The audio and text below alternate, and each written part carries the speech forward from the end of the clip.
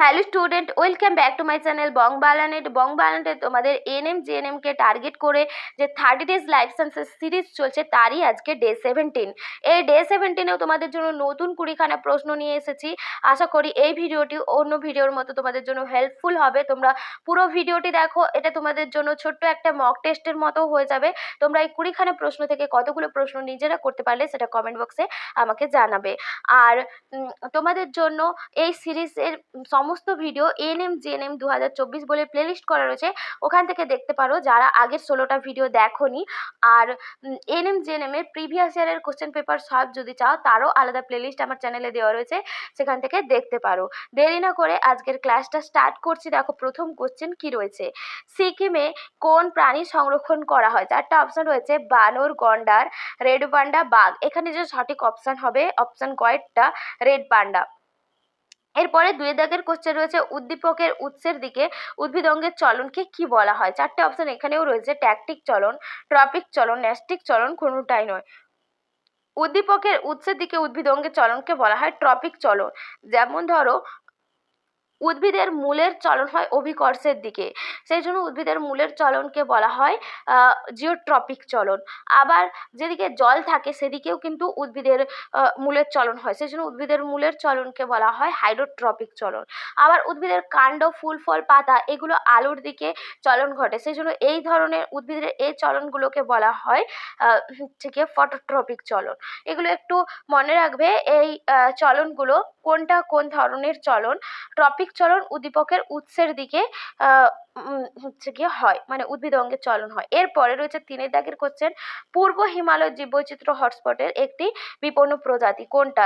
Lion tailed, macaque, orangutan, red panda, Nilgiri tahr. এখানে যে সঠিক অপশন হয়ে যাবে অপশন কয়েকটা, এটাও হবে রেড পান্ডা। 4 দাগের কোশ্চেন, জীববৈচিত্র্য হ্রাসের প্রধান কারণ কি? চারটে অপশন এখানেও রয়েছে, জল দূষণ, শব্দ দূষণ, চোরা শিকার, প্রাণীদের রোগ। এটা খুব ইম্পর্টেন্ট একটা কোশ্চেন। আর চোরা শিকার হলো জীববৈচিত্র্য হ্রাসের প্রধান কারণ। চোরা শিকারীরা তাদের মুনাফা অর্জনের জন্য বিভিন্ন প্রাণীকে বিভিন্ন কারণে হত্যা করেছে, সেই জন্য প্রাণী, উদ্ভিদ, সে কারণে কিন্তু জীববৈচিত্র্য কমে গেছে। এরপরে রয়েছে 5 দাগের কোশ্চেন, নিম্নলিখিত কোনটি cosmid vector? Cosmid vector YAC, BAC, PLR5, HSE। দেখো কসমিড ভেক্টর কাদেরকে বলা হয়? ল্যামডা ব্যাকটেরিওফাজ, ল্যামডা ব্যাকটেরিওফাজ এদের ডিএনএ আর প্লাজমিড ডিএনএ,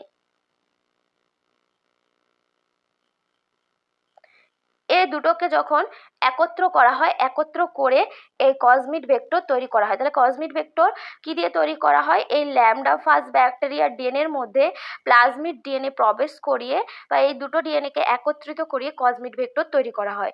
কসমিড ভেক্টরের এখানে যে উদাহরণটা হলো সেটা হবে PLR5, অপশন কয়েকটা হয়ে যাবে সঠিক আনসার। 6 দাগের কোশ্চেন রয়েছে, দেখো উষাকালের ঘোড়া নামে পরিচিত কোন ঘোড়াটি? ইওহিপ্পাস, মেসোহিপ্পাস, মেরিচিপাস, প্লাইহিপ্পাস। উষাকালের ঘোড়া ইওসিন যুগের ইওহিপ্পাস ঘোড়া, যেটা ঘোড়ার আদি পূর্বপুরুষের নাম। সেই ইওহিপ্পাস ঘোড়াকে উষাকালের ঘোড়া নামেও চেনা যায়। এরপরে রয়েছে 7 দাগের কোশ্চেন, এটা খুব ইম্পর্টেন্ট কোশ্চেন। দেখো আঙুরলতার আকর্ষ এটা কি? রূপান্তরিত পাতা, রূপান্তরিত কাণ্ড, শল্কপত্র, অগ্রমুকুল। আঙুরলতার যে আকর্ষ হয় সেগুলো কিন্তু রূপান্তরিত কাণ্ড। মটরের আকর্ষ আর আঙুরলতার আকর্ষ এগুলো সব রূপান্তরিত কাণ্ড। এরপরে 8 দাগের কোশ্চেন রয়েছে, দেখো দুটি সমসমস্ত ক্রোমোজোম জোট বাঁধে এই পদ্ধতিকে কি বলা হয়? Synapsis, chiasma, crossing over, non sister chromatid. দুটি সমসমস্ত ক্রোমোজোমের জোট বাঁধার পদ্ধতিকে বলা হয় সাইনেপসিস। এরপরে বাকি যে অপশানগুলো রয়েছে, দেখো যখন একই লোকাসে দুটো ক্রোমোজোম অবস্থান করে, সেই দুটো ক্রোমোজোমের যে ক্রোমাটিড থাকে সেই ক্রোমাটিড দুটোকে, এই দুটো ক্রোমোজোম একই লোকাসে অবস্থিত, এদের যে ক্রোমাটিড, এই একটা ক্রোমাটিড আর এই একটা ক্রোমাটিড, এই দুটো ক্রোমাটিডকে একসঙ্গে বলা হয় নন সিস্টার ক্রোমাটিড। অর্থাৎ দুটো একই সমসমস্ত একই লোকাসে অবস্থিত হোমোলোগাস ক্রোমোজোমের যে আলাদা আলাদা ক্রোমাটিড থাকে সেগুলোকে বলা হয় নন সিস্টার ক্রোমাটিড। আর এই নন সিস্টার ক্রোমাটিডগুলো মিওসিস মিওসিস বিভাজনে গিয়ে এদের দেহাংশের কিছুটা খণ্ড বিনিময় করে, অর্থাৎ এই অংশটা এই ক্রোমোজোমে চলে যায়, এই অংশটা এই ক্রোমোজোমে চলে যায়। এই যে দেহাংশের খণ্ড বিনিময় করে একে বলা হয় ক্রসিং ওভার। আর এই ক্রসিং ওভারের সময় এগুলো এরকম এক্স আকৃতির একটা গঠন সৃষ্টি করে, এক্স আকৃতির একটা গঠন সৃষ্টি করে এই নন সিস্টার ক্রোমাটিডগুলো, এগুলোকে বলা হয় কায়াজমা গঠন। তো এখানে ছিল এগুলো একটুখানি হচ্ছে গিয়ে তোমাদের যে কোষ বিভাজনের মধ্যে এই অংশগুলো ছিল একটু ডিসকাস করে দিলাম। এরপরে 9 দাগের কোশ্চেন রয়েছে, দেখো টিকটিকের লেজ কেটে গেলে তার পুনরুৎপাদন ঘটে। আমরা দেখেছি টিকটিকের লেজ যদি কেটে যায় সেটা কিন্তু আবার নতুনভাবে জন্ম হয়ে যায়। এই যে পুনরুৎপাদনের জন্য ওখানে কোষ বিভাজিত হতো, এই কোষ বিভাজনটা কোন বিভাজন পদ্ধতিতে ঘটে? মাইটোসিস, মিওসিস, অ্যামাইটোসিস, ক ও খ উভয় পদ্ধতিতে। এখানে যে সঠিক অপশান হয়ে যাবে সেটা হবে মাইটোসিস পদ্ধতিতে। মাইটোসিস পদ্ধতিতে টিকটিকির লেজের বিভাজন ঘটে এবং তার ফলে টিকটিকি লেজটা আবার পুনরুৎপাদিত হয়। এরপরে রয়েছে 10 দাগের কোশ্চেন, প্রাণী কোষের সাইটোপ্লাজম বিভাজিত হয় কোন পদ্ধতিতে? চারটে অপশন রয়েছে, মাইটোসিস, মিওসিস, অ্যামাইটোসিস, ক্লিভেজ। প্রাণী কোষের সাইটোপ্লাজম বিভাজনকে কি বলা হয়? সাইটোকাইনেসিস বলা হয়, সাইটোকাইনেসিস। এই সাইটোকাইনেসিস ক্লিভেজ পদ্ধতিতে ঘটে। এরপরে 11 দাগের কোশ্চেন রয়েছে, বিবর্তনের একক কোনটি? এখানেও চারটে অপশন রয়েছে, জনসংখ্যা, ব্যক্তিগত, প্রজাতি, উপপ্রজাতি। বিবর্তনের একক কিন্তু হবে জনসংখ্যা, অপশন কয়েকটা হয়ে যাবে সঠিক আনসার। 12 দাগের কোশ্চেন রয়েছে, দেখো আরএনএ থেকে উৎপন্ন ডিএনএ কে কি বলা হয়? এখানেও চারটে অপশন রয়েছে, সিডিএনএ, জেডডিএনএ, এডিএনএ, বিডিএনএ। দেখো আরএনএ থেকে ডিএনএ কে বলা হয় সিডিএনএ বা কমপ্লিমেন্টারি ডিএনএ। আরএনএ থেকে যখন ডিএনএ উৎপন্ন হয় সেটাকে বলা হয় কমপ্লিমেন্টারি ডিএনএ বা সিডিএনএ। এরপরে 13 দাগের কোশ্চেন রয়েছে, সেন্ট্রাল ডগমা কোন সংশ্লেষ কাজের জন্য যুক্ত? অ্যামাইনো অ্যাসিড, পলিপেপটাইড সংশ্লেষ, ডিএনএ সংশ্লেষ, এমআরএনএ সংশ্লেষ। সেন্ট্রাল ডগমা কাকে বলা হয়? ডিএনএ থেকে ডিএনএ সংশ্লেষ, ডিএনএ থেকে আরএনএ সংশ্লেষ, আবার আরএনএ থেকে প্রোটিন সংশ্লেষ, আবার আরএনএ থেকে ডিএনএ সংশ্লেষ। এই যে পুরো প্রক্রিয়া, এই পুরো প্রক্রিয়াটাকেই বলা হয়, এটাই সেন্ট্রাল ডগমার হচ্ছে গঠন। সেন্ট্রাল ডগমা তাহলে কাকে বলা হয়? ডিএনএ থেকে ডিএনএ রেপ্লিকেশন পদ্ধতি, ডিএনএ থেকে আরএনএ ট্রান্সলেশন পদ্ধতি, ট্রান্সক্রিপশন পদ্ধতি ডিএনএ থেকে আরএনএ, আরএনএ থেকে ডিএনএ রিভার্স ট্রান্সক্রিপশন পদ্ধতি, আরএনএ থেকে প্রোটিন ট্রান্সলেশন পদ্ধতি। এই যে পদ্ধতিগুলোকে একসঙ্গে বলা হয় কি? সেন্ট্রাল ডগমা বলা হয়। এই সেন্ট্রাল ডগমা কোন কাজের জন্য সংযুক্ত? তাহলে দেখো লাস্টে প্রোটিন উৎপন্ন হচ্ছে, এই প্রোটিন উৎপন্ন হচ্ছে মানে এখানে হবে এই কাজের জন্য, সেন্ট্রাল ডগমা কাজের জন্য ও যে উপযুক্ত হচ্ছে মানে এই কাজ সেন্ট্রাল ডগমা যেটা সংশ্লেষের জন্য ব্যবহার হয় সেটা হবে অ্যামাইনো অ্যাসিড, কারণ অ্যামাইনো অ্যাসিড দিয়েই প্রোটিন গঠিত। অপশান কয়েকটা হয়ে যাবে সঠিক আনসার এখানে তোমাদের, এই অপশান কয়েকটা হয়ে যাবে সঠিক আনসার। অ্যামাইনো অ্যাসিড দিয়ে কিন্তু প্রোটিন গঠিত হয়। এর পরের কোশ্চেনটাতেই রয়েছে, দেখো প্রোটিন সংশ্লেষের কার্যকরী একককে কি বলা হয়? ডিকটোজোম, পারক্সিজোম, পলিজোম, লাইসোজোম। প্রোটিন সংশ্লেষের কার্যকরী একককে বলা হয়, এখানে অপশান কয়েকটা হয়ে যাবে, পলিজোম বলা হয় প্রোটিন সংশ্লেষের কার্যকরী একক। যখন আরএনএ থেকে প্রোটিন সংশ্লেষ হয়, একটা এমআরএনএ চেনের ওপর রাইবোজোমের ছোট সাব ইউনিট এবং বড় সাব ইউনিট, অনেকগুলো রাইবোজোমের ছোট সাব ইউনিট এবং বড় সাব ইউনিট পরপর যুক্ত হয়ে একটা মালার মতন চেন গঠন করে, সেটাকেই বলা হয় কি? এগুলো রাইবোজোম।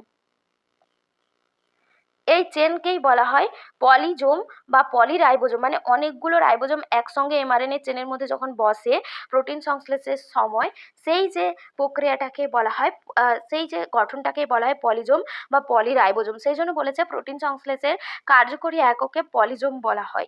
এরপরে 15 দাগের কোশ্চেন, ওয়াই ক্রোমোজোম হলো, ওয়াই ক্রোমোজোম কি প্রকৃতির?